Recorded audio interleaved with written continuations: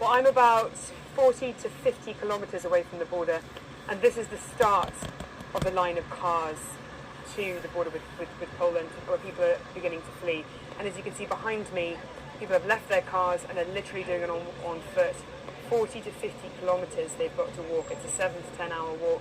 People are doing this with their luggage, they're doing it with their children, and they're doing it with their pets. And last night I came from Poland to Ukraine. I saw people in the freezing cold. It was -2, -3, -4 degrees, and they were doing that walk with their children. Some of them had given up halfway and were trying to sleep by the side of the road in the frost. And even when they got to the border, there were massive backlogs. Poland says that at least 100,000 people have crossed the border in the last 2 days alone. They expect many, many more. UNHCR told me that as many as 4 million people could be on the move, which would be huge displacement crisis here for Europe. But yeah, this is basically the beginning of the line, and it stretches and stretches and stretches for kilometers. Hello, fellow survivors. This is your buddy RV Guy back again with another little quick video review. And today, guys, I'm just looking at footage on YouTube of the people in Ukraine having to leave their homes and area. They're in a true bug-out situation. These people have to take as much belongings as much medicine, blankets, coats, things to keep them warm, because we just saw the news reporter saying that it was -2, 3 degrees, and they got to walk 50 kilometers. Now, the lady said that's about a 7 to 10 hour walk. That's a long walk. You're going to have to stop, you have to break, you're going to have to eat, drink water, maybe sleep for a little bit. What about the elderly? What about people who can't make the walk? It's too far for them. What about people that are handicapped, or they have bad back or bad hips, things like that?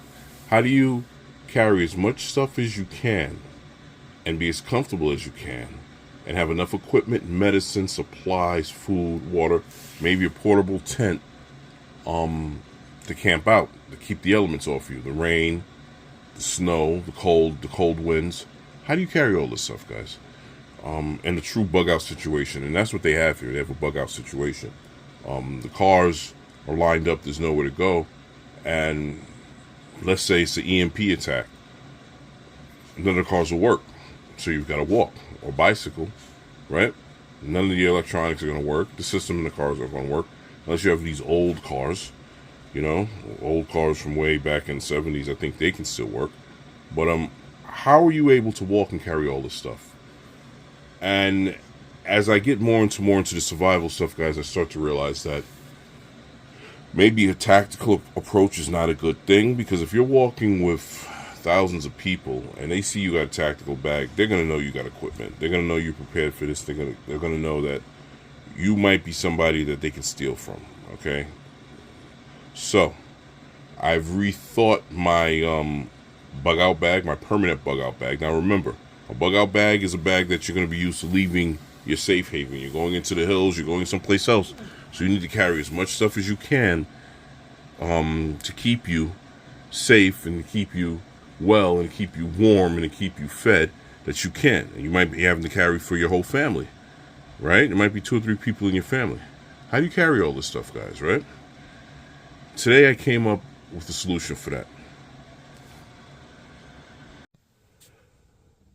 Okay, guys, what you see propped up against my closet door here is my complete bug-out system. If I have to leave my home and head out into the wilderness or wherever, or walk to another area across the border or whatever I have to do, this is the system that I'd be taking, guys, okay? And what this is what I've done is I've abandoned the tactical approach and took a more practical approach, I like to call it. Basically, all this is a large professional, if you guys can see that, that's a Rubbermaid catering bag. The bag itself is waterproof. It holds a lot. It's insulated. And I've got I'd say about 70 pounds worth of stuff inside here.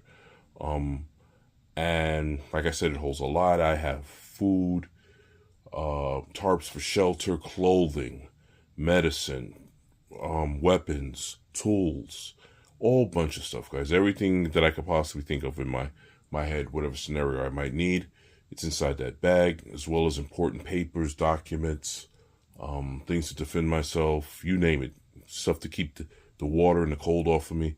It's inside that bag. And like I said, I'm taking a less tactical approach because I don't want to make myself look like a target. Basically, if you have a tactical bag with a Molly system, you're going to look like you pretty much know what you're doing, and the enemy might look at you as a target as well as people that want to steal from you, you know. And I know this might look silly right now, okay? But if it's a scenario like they're dealing with in Ukraine, you're going to have people with shopping carts full of stuff, baby carriages, hand trucks, wheelbarrows, you name it. You're just thinking about surviving and getting out of Dodge. It doesn't matter what what you look like at that point. You just want to survive. But like I said, I have everything in here where I can build a shelter, build a fire, stay warm, food, water reserves. Everything's inside this bag, guys. And I might even be adding some more stuff because I have room in there to do so.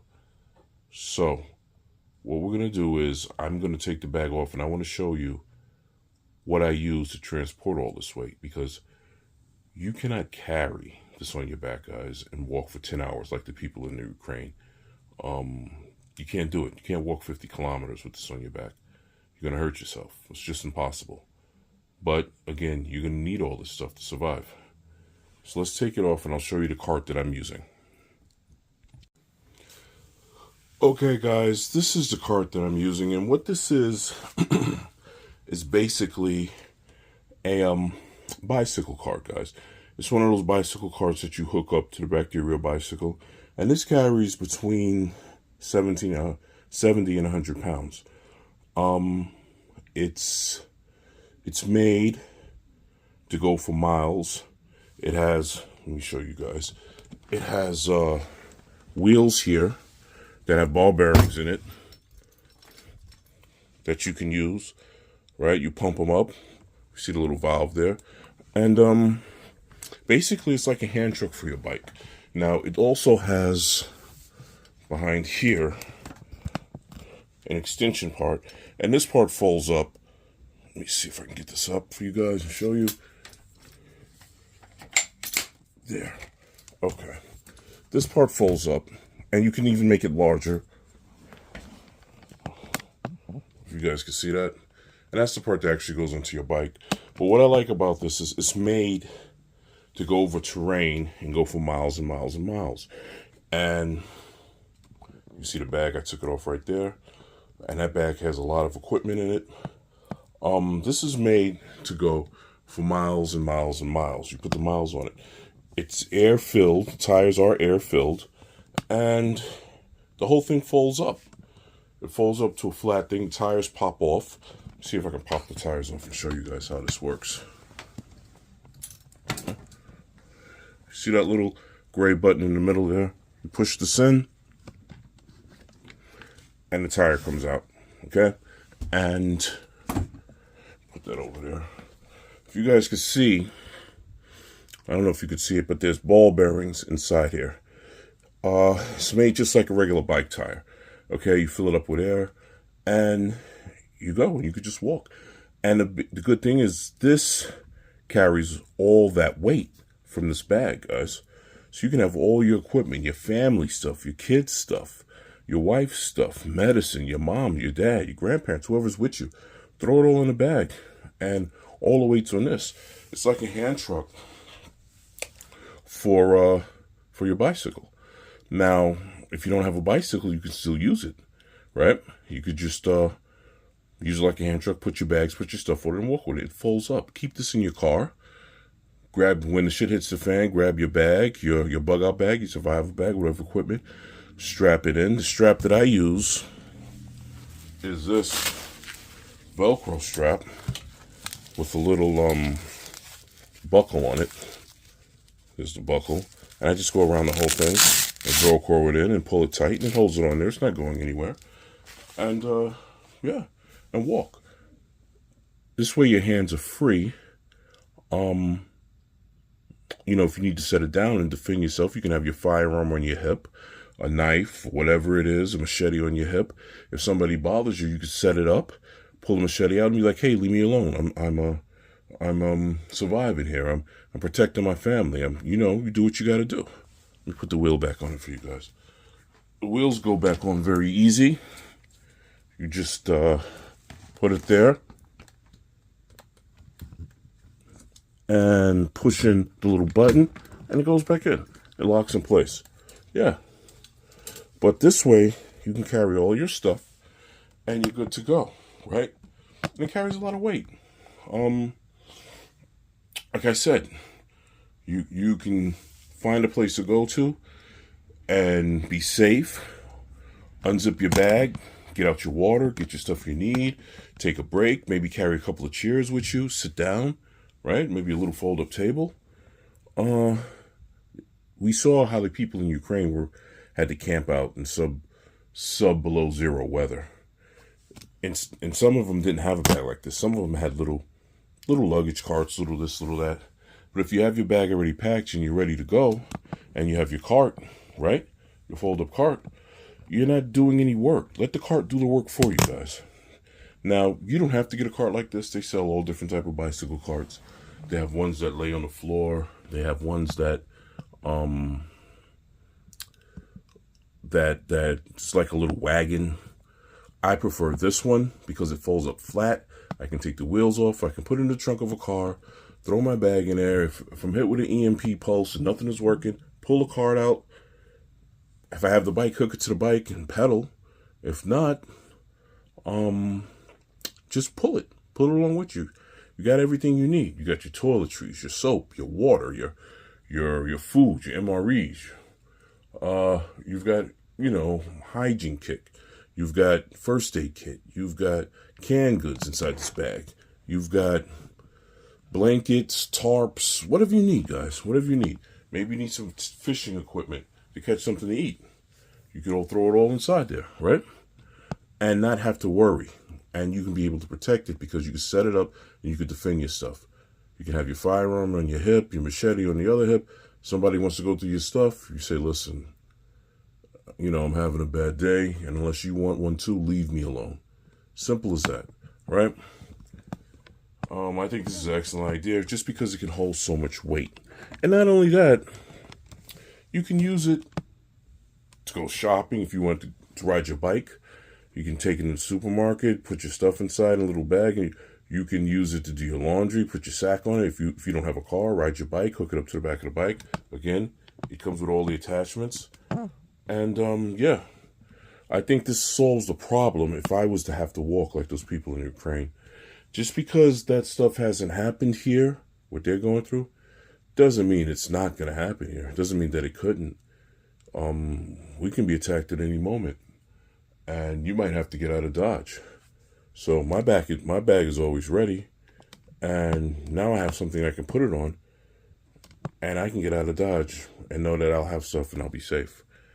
The tires, they do have inner tubes inside of them.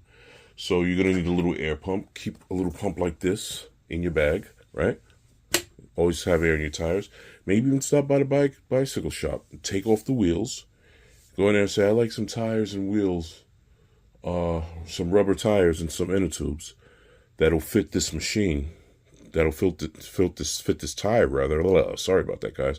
I need tires and inner tubes that'll fit this tire, that'll fit these wheels, so I can, in case something happens. I mean, in a war zone, you don't know what you run over. You might run over something sharp and bust your tire, and you have to pull behind a building and change it.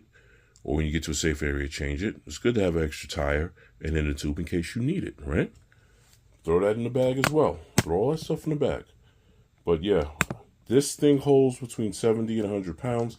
They have other ones that hold 100 or more, built a little heavier. This is light. Like I said, it does fold up. Let me see if I can fold it up and show you guys how it folds up.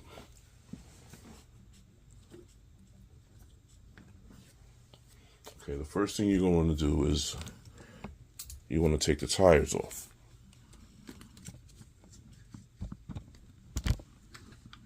Push the button in and you pull it out.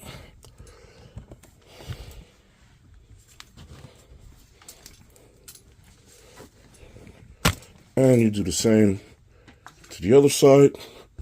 You got your two tires. And it's just a snap and place process. The first one folds over, as you can see. I folded it down, and then if you look down here, there's another one.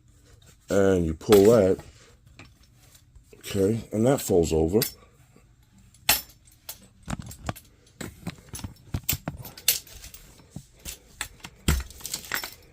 And there it is, guys. Okay? The whole thing folds down into a little compact thing. And you can leave this in the trunk of your car. It doesn't take up any space, but it carries a lot of weight. Okay, guys? This carries a lot of weight. And there's the tires. Put the tires on the other side. And there you go. You have your own little way of carrying all of this heavy equipment if the shit hits the fan. Right? Remember, the people with the money, the elites and the wealthy, they're already going to have a way of surviving. They're going to already have their setup and their equipment and their shelters and their bunkers and their... We're going to have to do this on our own. And if it really comes down to it, nobody's going to want to help you. So you got to have your stuff to help yourself. As soon as you ask somebody for help, they're going to be afraid that you're going to try to rob them. You might get shot. You might get, you know what I mean? With this, you have your own. And that's what it's always about. Okay? Have your own for you and your family. Have your own medicine, your own food, your own supplies, in some type of bag. Like I said, I kind of got rid of the tactical approach and I went a different approach. That's fine. I don't want to stand out like a sore thumb. I don't want them to say, well, this guy's got a tactical bag with mollywebbing and each pocket might have something. No. Everything's inside there and I'm good. So, this has been your buddy RV Guy with a review of my bicycle survival cart that I'd be using if I have to walk long distance or bike long distance with my bug out bag. You can pick these things up off Amazon or Temu or different websites. If I find it, I'll put a link in the description and you guys can go to one for yourselves. Like I said, you see it folds up into a little compact thing. There's the tires. It's easy to open up and it holds a lot of weight. And you have a way of carrying enough equipment that you could be self-sufficient and don't have to ask anybody for anything. All right? You have a way to survive. And that's the name of the game. This has been your buddy RV Guy. Until next time. Peace.